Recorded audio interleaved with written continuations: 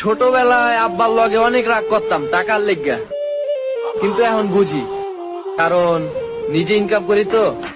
ছিলাম তখন ভালো যখন হইলো আমার জন্ম, মাথায় বুদ্ধি ছিল কম আর মস্তিষ্কটা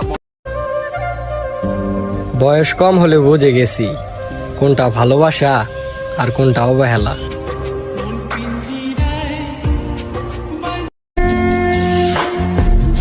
তুমি তো ভুলে গেছো আমায়, তাহলে আমি কেন ভুলতে পারি না তোমায়?